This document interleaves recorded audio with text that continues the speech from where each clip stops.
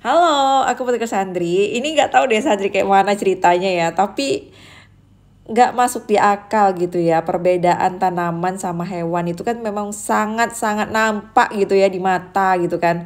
Tapi kok bisa gitu dia berpikir makan daging kucing gitu kan. Nah, ini pasti beritanya udah lewat nih teman-teman sekitarnya terkait dengan hal ini ya guys. Oke, Sandri akan menjelaskan sedikit aja terkait dengan hal ini. Sebenarnya sih banyak lah udah sediaan kumis kucing itu.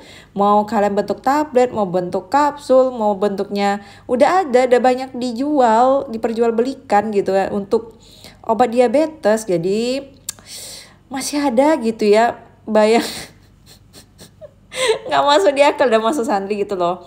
Apakah kita benar-benar kekurangan literasi atau kayak mana ya, dunia sudah gila gitu rasa Sandri. Kok bisa gitu berpikiran makan kucing padahal itu kan maksudnya daun kumis kucing gitu ya guys. Jadi kayak mana sih bentuknya sebenarnya gitu. Oke, sebenarnya daun kumis kucing itu kalian bisa lihat aja di sekeliling kalian ya, tanpa kalian sadari itu di semak-semak itu ada. Jadi intinya tuh dia ini tuh, ini yang bikin yang namanya terlihat namanya kumis kucing. Terus bentuk monografinya tuh daunnya tuh khas gitu kan.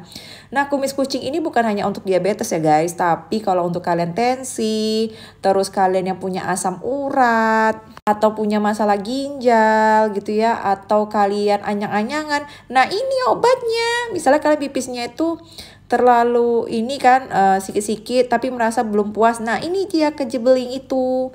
Ya, kejebeling namanya kalau kalian cari terkait dengan obat daun kumis kucing. Nah, kalau terkait dengan sistem pengantaran obatnya itu udah banyak ya guys, udah banyak diteliti, bahkan udah beberapa yang saya lihat itu sudah menggunakan molekul docking gitu ya untuk terkait dengan kumis kucing ini supaya kalian tidak repot lagi dengan merebusnya gitu ya. Ini bisa kok kalian dapatin di mana aja di semak gitu atau kalian tanam sendiri kayak tanaman toga gitu ya. Memang udah disediakan untuk tanaman obat yang memang untuk konsumsi sendiri bisa. Caranya tuh cuman merebus 4-5 lembar si daun kumis kucing ini dengan si putiknya ini kalau kalian bisa atau mau menggunakannya. Nah, untuk sediaannya nih saya ditampilkan aja ya buat teman-teman semua tuh. Ada kejibelik, ada kumis kucing. Intinya sih kalau untuk kemasan atau untuk sediaan itu yang penting BPOM. Kalian cek lagi obat tradisionalnya. Nah, tuh kejibeling untuk masalah ginjal juga atau batu ginjal. Nah, pakai ini.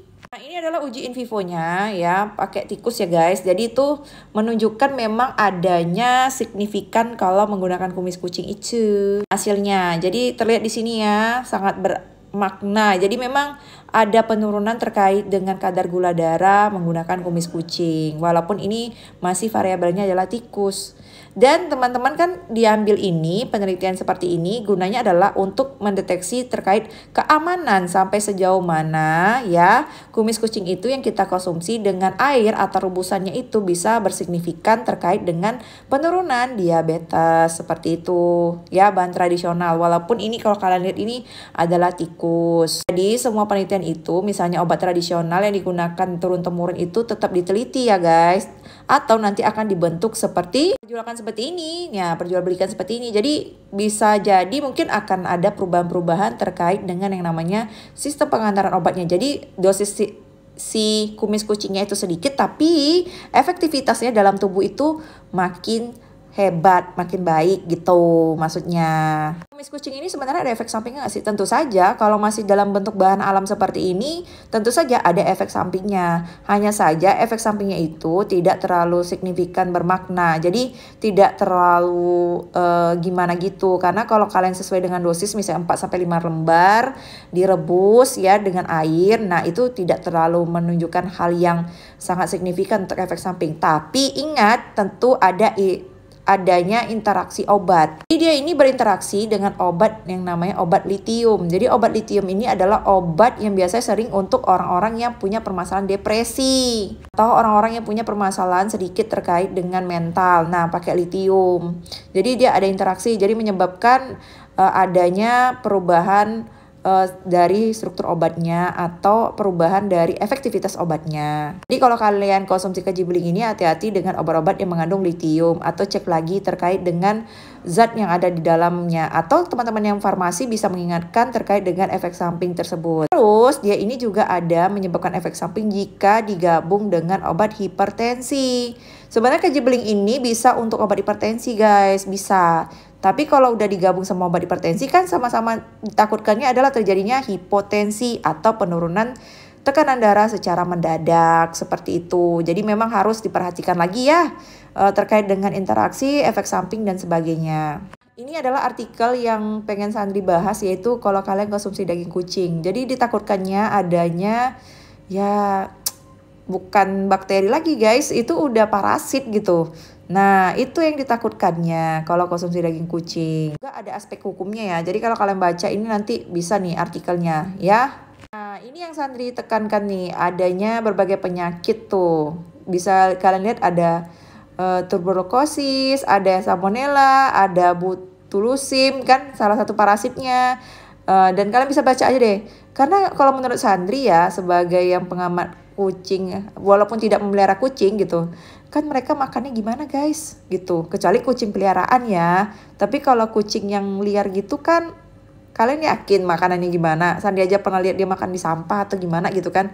Nah itu gimana ya kan, bayangin aja lah mereka makan itu dan diproses di tubuhnya. Dan ya kalian pikir aja deh gitu, kalau misalnya apa yang terjadi dan apa yang ada di dalam tubuhnya itu. Nah, sampai kayak gini tuh banyak bakterinya, atau bukan bakteri lagi nih guys, ini sudah masuk kategori parasit. Oke lah, segitu aja dari Sandri. Terima kasih buat teman-teman semuanya ya. Maaf Sandri itu selalu kurang update gitu kan. Tapi kalau ada kayak gini-gini boleh deh di tag aja Sandri gitu, atau APT Sandri. Nah, itu pasti bakalan keluar tuh. Jadi tolong ya, mana tahu ada info-info baru biar Sandri lebih update lagi gitu. Mana tahu bisa diposting yang kayak gini, ini kan seru gitu. Bisa kita lihat semuanya. Oke, segitu aja. Sekali lagi Sandri bukan dokter, tapi Sandri adalah apoteker. Salam apoteker Sandri dan pot Sandri. Bye.